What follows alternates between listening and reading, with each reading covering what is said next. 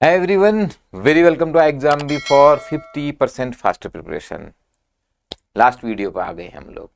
अच्छा, एक बात बताइए, सबसे ज्यादा किसने सीखा? ये जो 300 क्वेश्चंस की सीरीज है, आज मैं कुछ बोनस क्वेश्चन लेके आया हूं वैसे, बट सबसे ज्यादा किसने सीखा मालूम किसने? यस, बिकॉज मैं प्रेजेंट कर रहा हूं and when you talk you learn the maximum. That's why I keep on saying you have to practice, practice, practice. The more you practice, the more you learn, even when you are doing mistake. चलो, ज्यादा late नहीं करते हैं.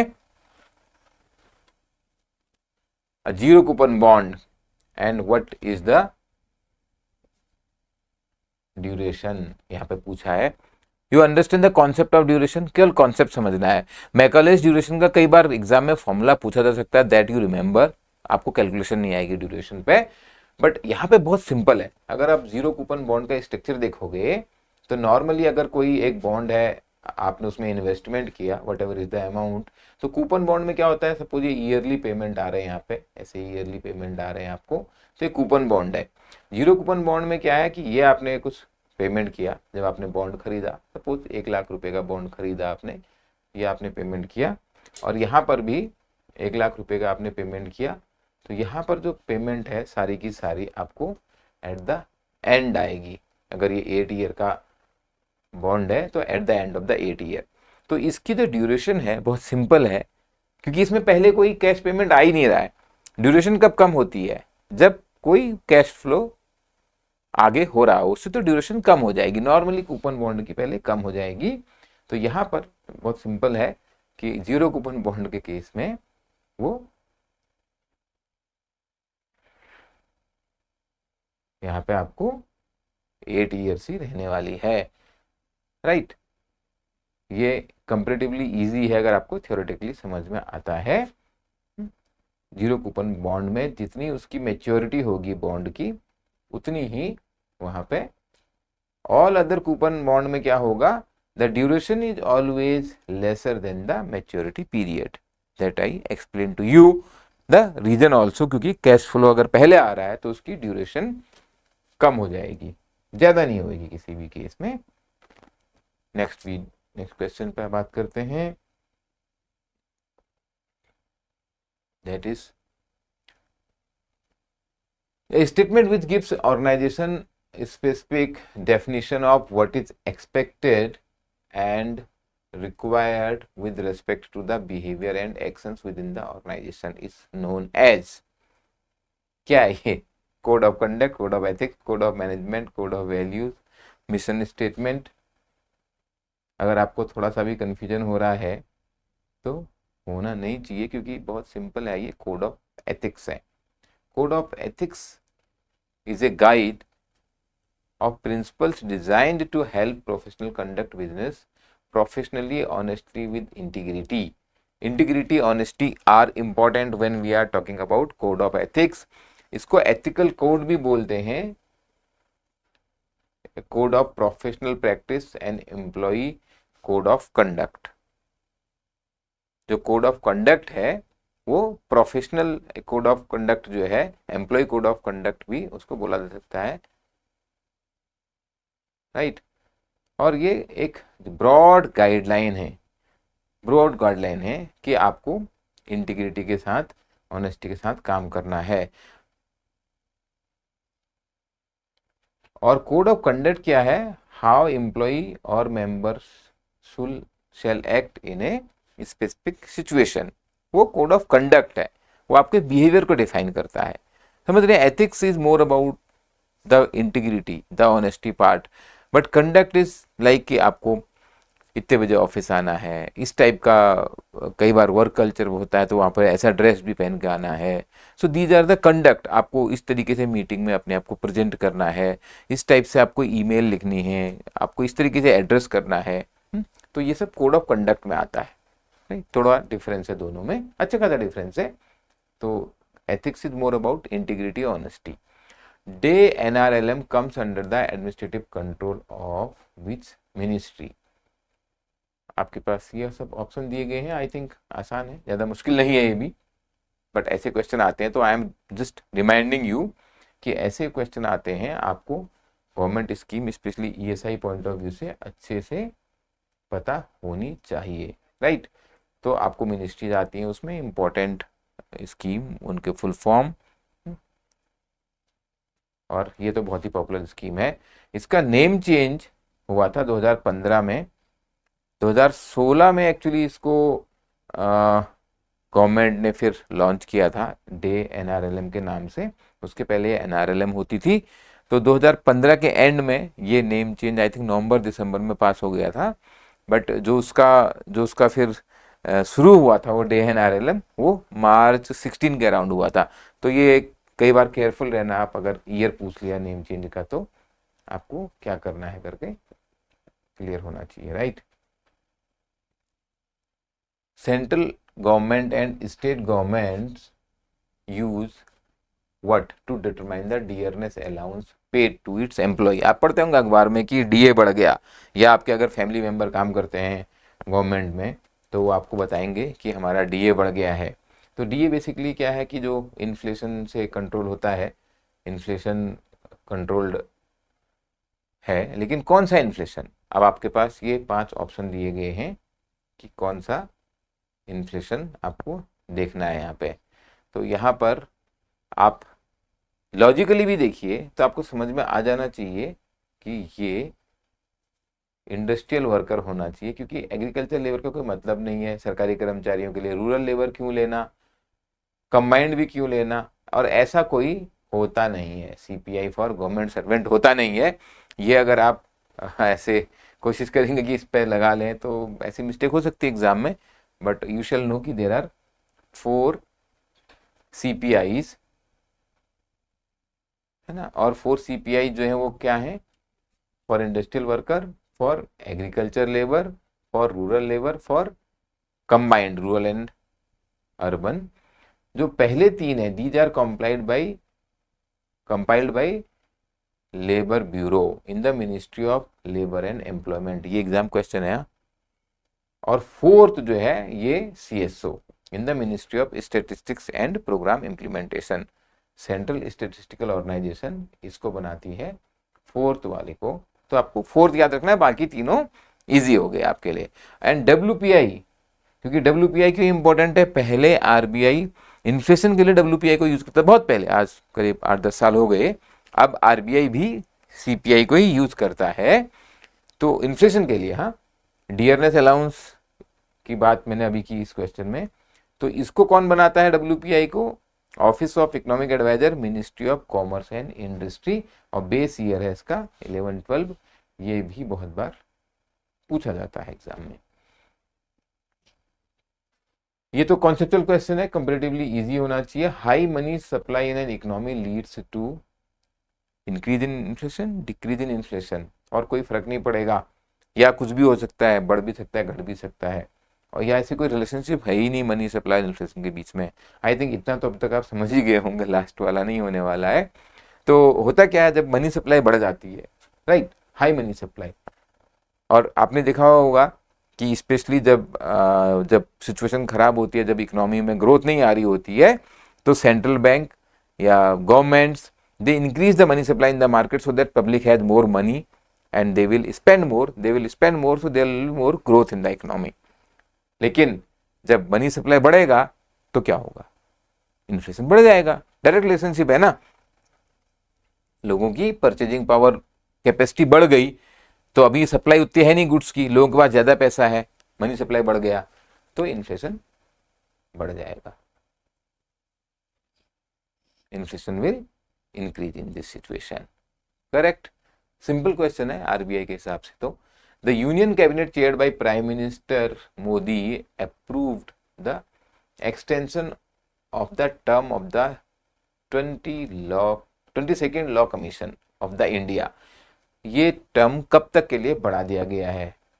And by the way आपको पता भी तो होना चाहिए कि लॉ कमीशन होता क्या है। लॉ कमीशन क्या होता है ये पता है आपको? तो ये बढ़ा तो गया है 31 अगस्त 2024 तक। और लॉ कमीशन के बारे में थोड़ा सा जानकारी मैंने यहाँ पे लिखी है इसके आंसर में। ये पहली बात तो यह है कि नॉन स्टेटरी बॉडी है, अनलाइक फाइनेंस कमीशन, जो एक स्टेटरी बॉडी ऑफ फाइनेंस कमीशन पे क्वेश्चन आते हैं आरबीआई के एग्जाम में, क्योंकि आरबीआई के काम से रिलेटेड है। वैसे वो आरबीआई का डायरेक्ट काम से रिलेटेड नहीं, क्योंकि फाइनेंस कमीशन तो स्टेट और सेंटर के बीच में जो टैक्स से इनकम आती है उसके बंटवारे की बात करता है। बट आरबीआई के गवर्नर्स आपने देखे होंगे, वाई बी रेड्डी साहब पहले फाइनेंस कमीशन को हेड भी कर रहे थे, राइट। तो ये जो होता है गवर्नमेंट ऑफ इंडिया बनाती रहती है अपने टाइम टू टाइम, कोई फिक्स टाइम नहीं है इसका। 22 अभी बताया, पहला लॉ कमीशन हुआ था 1955 में, और अभी जो है 22 लॉ कमीशन की हमने बात की।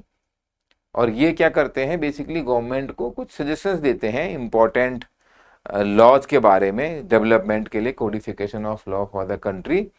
और अभी तक ऐसी ये 277 रिपोर्ट सबमिट कर चुके हैं। तो नॉन स्टेटरी बॉडी है, बेसिकली एडवाइस करती है गवर्नमेंट को लॉ कमीशन, गवर्नमेंट को जहां भी कोई लॉ से रिलेटेड गाइडेंस की जरूरत होती है, चेंजेस जो भी करने हों। GST council has got constituted under which status, under which article of the Indian Constitution? Again very straightforward question, क्योंकि जीएसटी इंपॉर्टेंट है, आज भी बहुत डिस्कशन में आता है, न्यूज में आता है।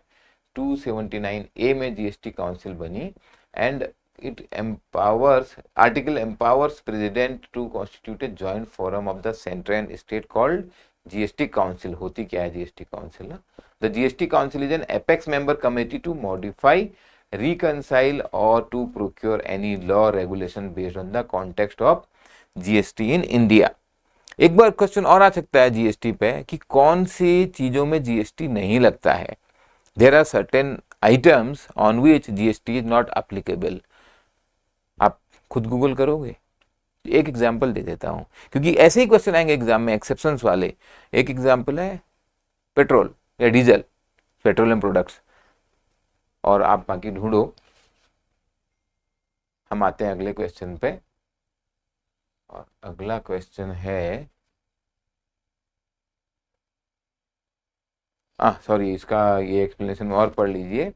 जो जीएसटी का जो कॉन्स्टिट्यूशन अमेंडमेंट हुआ, इसके लिए ये भी कई बार पूछा जाता है। 101 मतलब 101 है ना, 101 अमेंडमेंट के तहत ये जीएसटी जब हम लाए थे, तो कॉन्स्टिट्यूशन अमेंडमेंट जो हुआ था, जब इफेक्टिव हुआ था, ये 1 जुलाई 2017 से, ये डेट भी इंपॉर्टेंट है।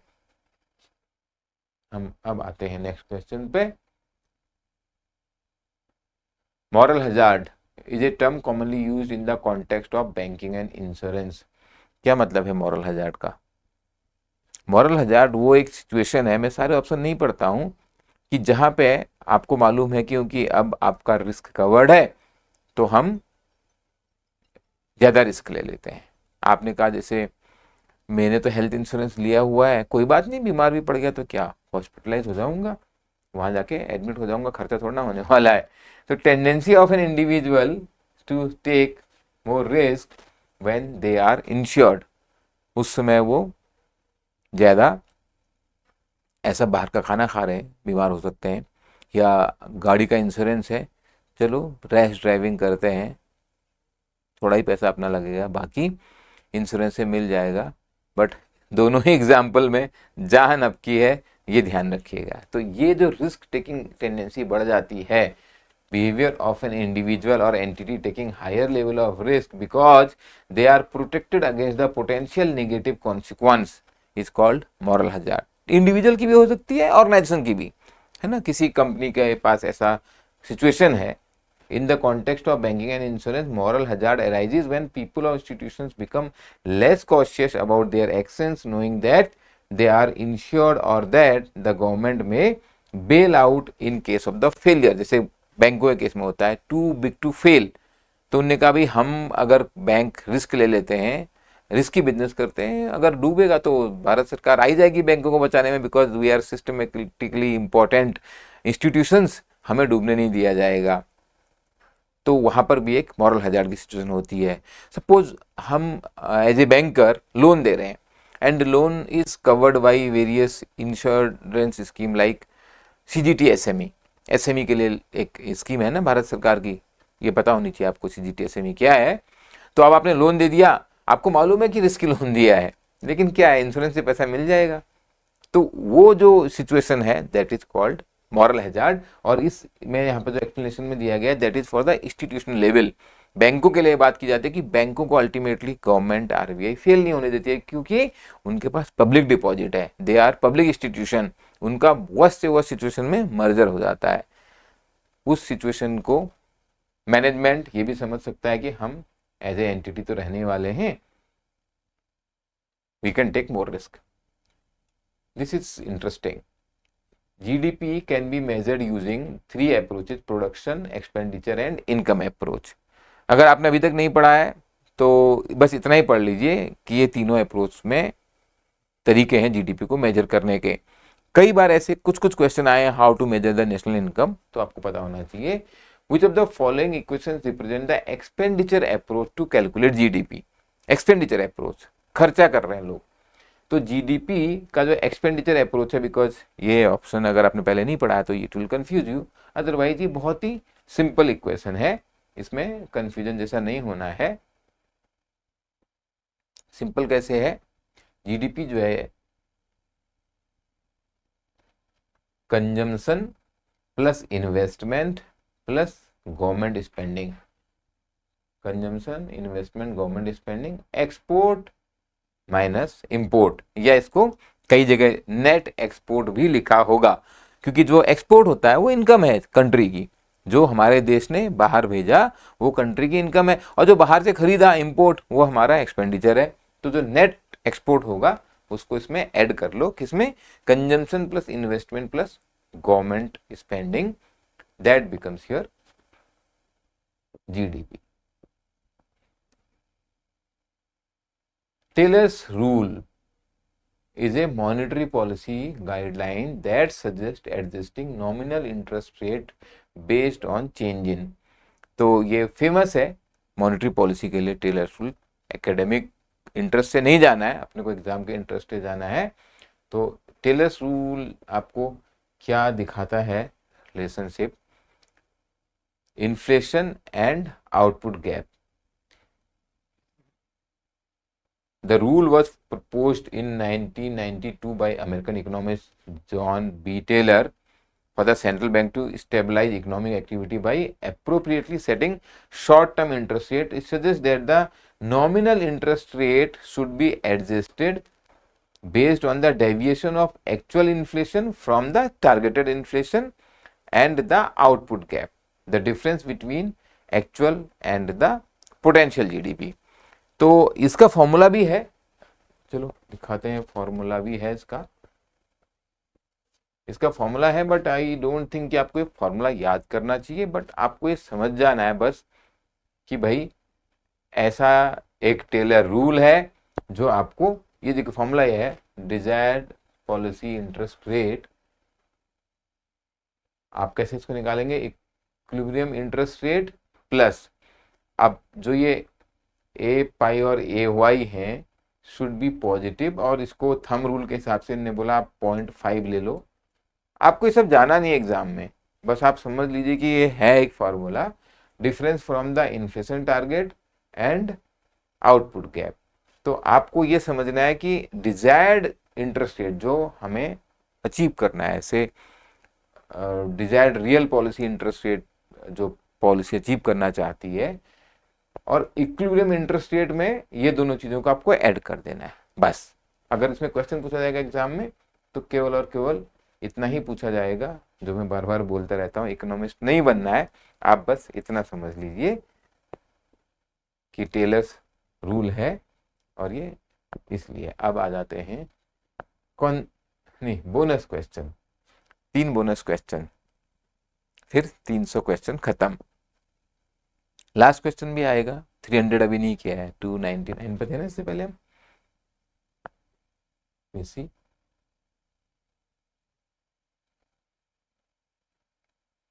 Yes, which of the following is an example of automatic stabilizer in fiscal policy। आज के क्वेश्चन थोड़ा डिफिकल्ट थे, तो लास्ट वीडियो में बताने का है कि डिफिकल्ट क्वेश्चन भी आएंगे आएंगे, तो आपको तैयारी के लेवल को थोड़ा ऊपर लेके जाने का है। तो ऑटोमेटिक स्टेबलाइजर की अगर हम बात करें यहाँ पे, तो इसमें मैंने सारे ऑप्शन नहीं पढ़े जानबूझ के टाइम बचाने के लिए। Progressive income tax that reduces as income decreases. Automatic stabilizer refers to a fiscal policy measure that operate automatically without the need for discretionary action from the policymaker. In the case of progressive income tax system, as income decreases, individuals are taxed at the lower rate. हमारे देश में है ऐसी, जैसे जैसे आपकी income बढ़ती चली जाती है, आपका परसेंटेज इनकम टैक्स स्लैब जो होता है वो बढ़ जाता है। नीचे इनकम में तो है ही नहीं कुछ, मुझे याद नहीं अभी कितने पर शुरू होता है, बट आई नो कि टॉप लेवल पर जाके वो 35-40% तक चला जाता है, क्योंकि उसमें कुछ सेस लगते हैं, ऐसे करके वो बढ़ जाता है। और जो लोअर इनकम है उसमें पहले तो नील है, फिर उसके बाद कुछ 10%, फिर 15%, 20%। तो जैसे जैसे इनकम बढ़ती है वैसे वैसे आपका percentage of the tax, absolute amount तो बढ़ेगा ही बढ़ेगा, बट परसेंटेज भी बढ़ेगा। That is why it is progressive, है ना, प्रोग्रेसिव है ये। तो individuals are taxed at a lower rate with effectively provide greater disposable income during the economic downturn and help stabilise consumer spending.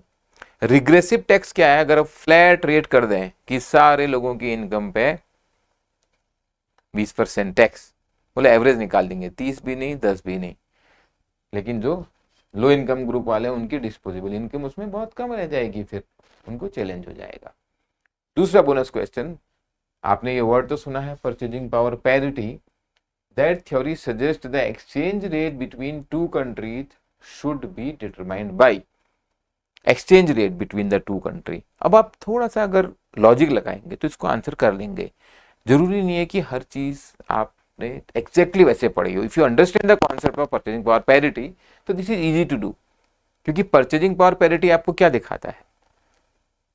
आपकी जो currency है उसकी बाइंग कैपेसिटी। फॉर एग्जाम्पल हमने बोला अगर आपको एक कॉफ़ी लेनी है तो इंडिया में आपको वो माना 80 रुपये की पड़ती है, डॉलर टर्म्स में $1 की, तो यूएस में जाके वो $3 की अगर पड़ती है, तो हमारे करेंसी की परचेजिंग पावर पैरिटी के हिसाब से 3 गुना ज़्यादा परचेजिंग पावर है, राइट।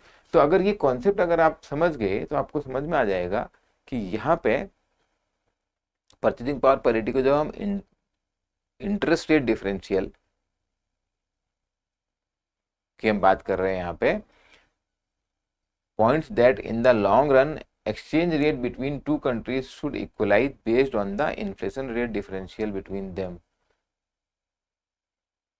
मैं एक्चुअली वही सोच रहा था कि ये गलत कैसे होगा, है ना। इन्फ्लेशन रेट की हमने बात करी ना अभी, मैंने जो आपको बताया, क्या बताया? Inflation rate. So this is incorrectly marked, correct answer is this, correct answer is this, ठीक है। इन्फ्लेशन रेट तो मैंने आपको बताया ना, उसकी अगर बाइंग पावर 3 गुना है इंडियन रुपी की, तो वो कैसे बाइंग पावर का पता लग रहा है? इन्फ्लेशन से। महंगाई कितनी बढ़ रही है, हमारे देश में महंगाई कितनी है, वहां के देश में महंगाई कितनी है, तो it will be inflation rate differential between them. If one country experiences higher inflation rate than the other, its currency should depreciate relative to the other to maintain the same purchasing power। Easy था comparatively, अगर आपको फंडा समझ में आया purchasing power parity का। Correct answer is second one. Last bonus question, Laffer curve. ये तो मुझे उम्मीद है कि जो इस वीडियो को देख रहे हैं उसमें से 10% लोगों ने पढ़ा होगा, और मैं ये भी बोलूंगा कि हाँ इसके आने के चांसेस भी कम है, बट ऐसे भी कुछ कुछ क्वेश्चन कई बार आए हैं या रिलेटेड टू इकोनॉमिक्स जो नॉर्मली नहीं आते हैं। तो इस टाइप के एक्सेप्शनल क्वेश्चन पे तभी जाइए जब आपका सिलेबस पूरा हो चुका है। तो ये क्या रिप्रेजेंट करता है जी? Laffer curve, relationship between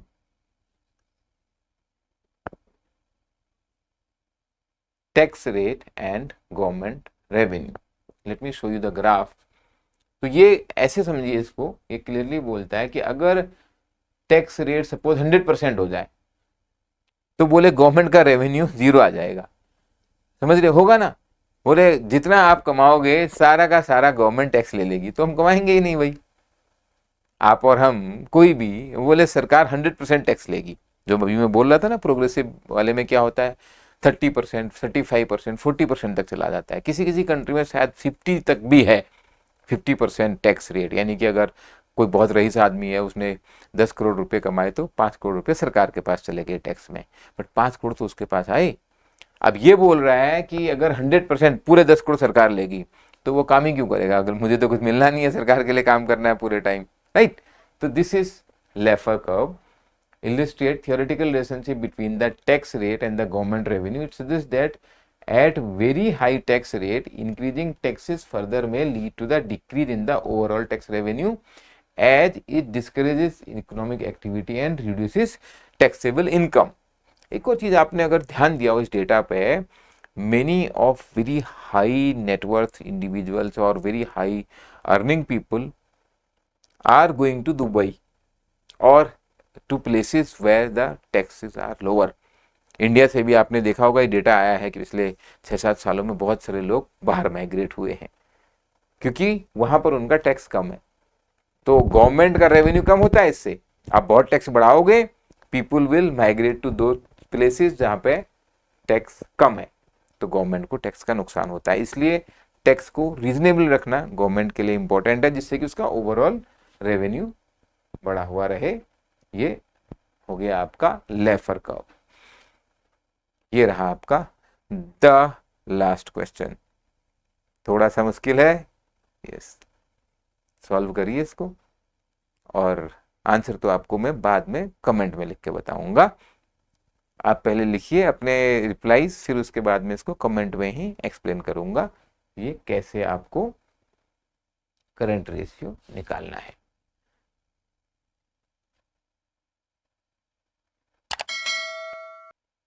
all the best, control on your nerves. जितना आपको आता है वो बहुत कुछ है। एग्जाम 2/3 डिस्क्रिप्टिव है, कैसे करना है मैं बहुत बार बता चुका हूँ, प्रैक्टिस करनी पड़ेगी लिखने की। अगर अभी भी कम किए तो जरूर कीजिए, क्योंकि जितना आपको आता है वो शायद एग्जाम निकालने के लिए काफ़ी है। Wish you best of luck. जो लोग यहाँ से करेक्ट कर लेंगे उनको हम मिलेंगे मॉक इंटरव्यूज में। Thank you.